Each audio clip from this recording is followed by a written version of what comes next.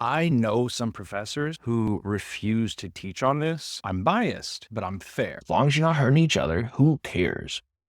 But let me give you an argument, going back over here, as to why this is so darn essential. Okay.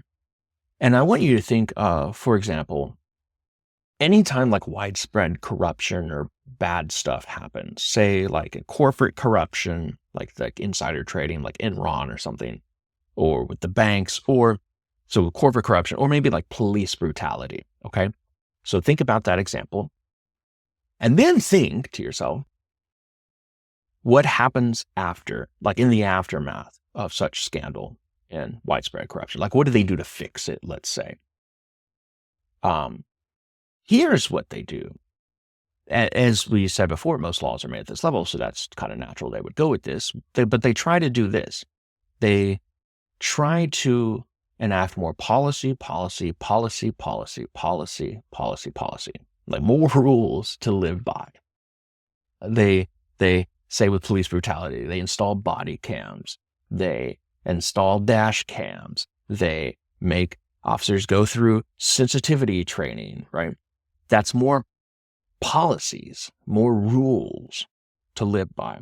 But let me ask you this, wouldn't it just makes things so much simpler and nicer if instead of having new rules to follow, we just had better, morally good, upstanding people in those roles that would just follow the rules that were there already? Because if you put new rules in and you still have bad, morally corrupt people, then you're going to have cunning people who try to jump through the loopholes.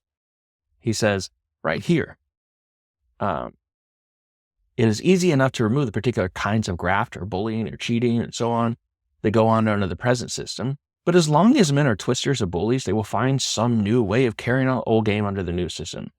They will find some way to jump through the hoops, as long as you have bad people. Or to take the example of corporate corruption, right? What do? You see new governance, you see new oversight, perhaps, if that. But that's all you really see. But wouldn't it be nice, instead of having more policies enacted, more rules for people to follow to make sure that they're doing the right things and not hurting people and paying everybody fair wage, wouldn't it be better and easier for your society if you just had morally good people as leaders who would just do those things naturally, who would pay their employees a fair wage and not, lay off people and so on? That would make for a much better treatment at this level. In other words, they would be good enough people to where they would follow the rules that were already in place. You wouldn't have to worry about adding new rules that people aren't going to follow. So, yeah, it would make life a lot easier. And so it kind of makes you wonder, like, why don't we focus more at this level then? Why don't we focus on hiring police officers who are just morally good? Like, that's not on the application as far as I can tell. Like, they might have like psych evals, they may have background checks with stuff like, have you been arrested or you were charged with a felony and things? Okay. Like, have you broken rules? But like, that's at this level. Have you hurt other people?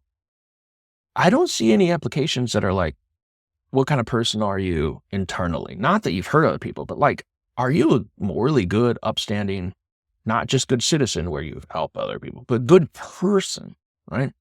It's where when we put you in the spot, you're just going to do the right thing naturally. That would solve a lot of problems. So it makes you wonder why we don't do that already. And so the $1 million question, we'll look at this in further videos, future videos, where we talk through law, like I said.